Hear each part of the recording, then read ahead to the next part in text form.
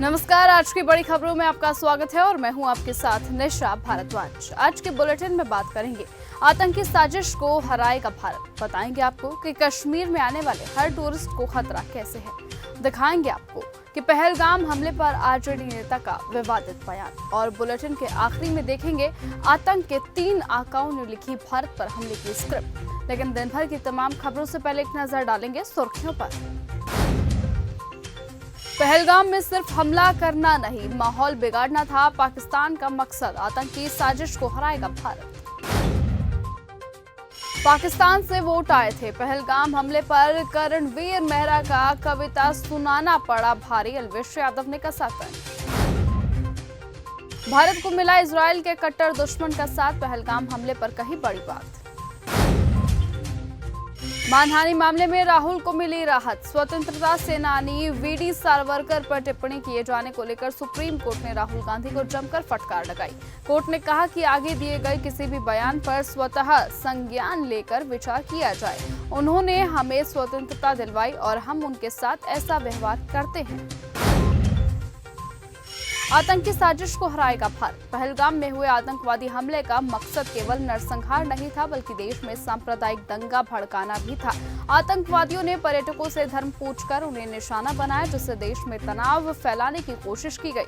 सरकार और विपक्ष दोनों ने इस हमले की निंदा की और पाकिस्तान की संलिप्तता की आशंका जताई। हालांकि भारतीय जनता एकजुट होकर आतंकवाद का विरोध कर रही है।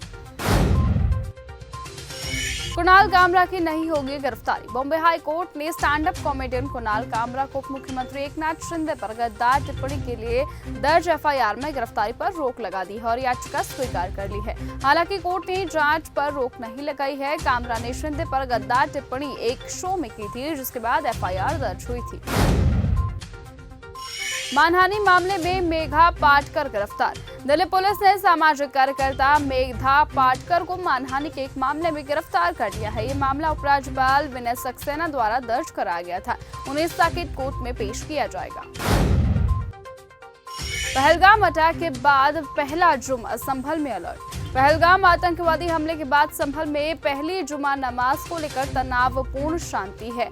पुलिस और प्रशासन ने सुरक्षा के कड़े इंतजाम किए हैं। जामा मस्जिद समेत कई जगहों पर भारी पुलिस बल तैनात किया गया। सेक्टर मजिस्ट्रेट भी तैनात किए गए। प्रशासन का लक्ष्य था शांतिपूर्ण नमाज कराना था। यूपी बोर्ड 10वीं रिजल्ट घोषित। यूपीएमएससी की ओर से यूपी बोर्ड 10वीं परीक्षा 2025 का रिजल्ट घोषित कर दिया गया है। स्टूडेंट्स दिए गए लिंक पर सबसे पहले नतीजे चेक कर सकते हैं। रिजल्ट चेक करने के लिए छात्रों को रोल नंबर दर्ज कराना होगा। कश्मीर में आने वाले हर टूरिस्ट को खतरा। पहलगाम में घूमने गए लोगों की हत्या के बाद टूरिस्ट की लिए सुरक्षा केंद्र सरकार से ट्रैवल एडवाइजरी जारी करने की मांग कर दी गई है। पुनन कश्मीर के अध्यक्ष अजय चंगरू ने कहा कि कश्मीर में स्थिति सामान्य नहीं है। ऐसे यात्रियों की सुरक्षा पर ध्यान दिया जाना चाहिए।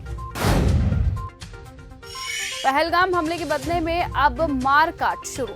पहलगाम आतंकी हमले के बाद जम्मू कश्मीर में सुरक्षा बलों का व्यापक ऑपरेशन लगातार जारी है, जिसमें कई आतंकवादियों का सफाया हो गया है। राहुल गांधी और सेना प्रमुख घाटी के दौरे पर हैं। पाकिस्तान सीमा पर गोलाबारी हुई और हवाई क्षेत्रों में भी गतिविधियां देखी गई। पहलगाम हमले पर आरजेडी नेता का विवादित बयान। आरजेडी नेता शक्ति यादव ने पहलगाम आतंकी हमले पर अपनी प्रतिक्रिया देते हुए कहा कि ऐसा लग रहा है जैसे इसकी स्क्रिप्ट पहले से ही लिखी गई हो। बता दें कि 22 अप्रैल को जम्मू कश्मीर के पहलगाम में आतंकियों ने 26 पर्यटकों को धर्म पूछने के बाद गोली मार दी थी। प्रयागराज की महक बनी यूपी बोर्ड 12वीं की टॉपर। यूपी बोर्ड 12वीं के रिजल्ट में इस बार 81.15% छात्र पास हुए। खास बात ये रही कि इस बार भी लड़कों के मुकाबले लड़कियों ने बाजी मार ली। प्रयागराज की महक जायसवाल ने 97.80 अंकों के साथ परीक्षा की टॉप की है। इमरान हाशमी की ग्राउंड जीरो में दिखेगी अनसुनी कहानी। 22 साल पहले की हुई एक घटना पर कहानी लेकर इमरान हाशमी सिनेमाघरों में दस्तक दे चुके हैं। ये कहानी आतंकी गाजी बाबा के खात्मे की है।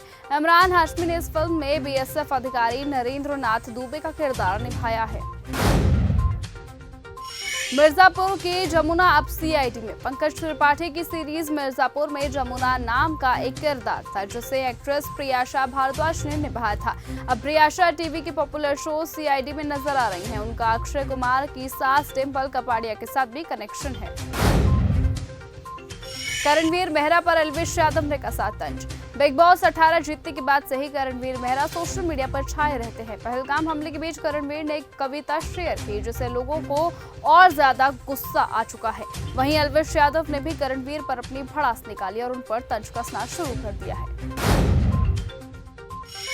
भारत को मिला इजराइल के कट्टर दुश्मन का साथ। जम्मू कश्मीर के पहलगाम में हुए आतंकवादी हमले के बाद विश्व के अनेक देशों ने भारत का समर्थन किया। फिलिस्तीन के राष्ट्रपति महमूद अब्बास ने भारत के राष्ट्रपति को पत्र लिखकर हमले की कड़ी निंदा की और शोक संवेदना व्यक्त की। अमेरिका, यूरोपीय संघ, इजराइल जैसे कई देशों ने भी भारत के साथ अपनी एकजुटता प्रदर्शित की। आतंक के 3 आकाओं ने लिखी भारत पर हमले की स्क्रिप्ट। जम्मू कश्मीर के पहलगाम में हुए आतंकी हमले की पटकथा इस बार पीओके में लिखी गई थी और ये भी एक ऐसे मंच से जहां लश्कर, जैश और हमास जैसे कट्टर आतंकी संगठनों के बड़े चेहरे एक साथ मौजूद थे। सूत्रों के मुताबिक इनमें हजारों की तादाद में लश्कर और जैश के आतंकी मौजूद थे जिनमें भारत के मोस्ट वांटेड आतंकियों के नाम भी शामिल है।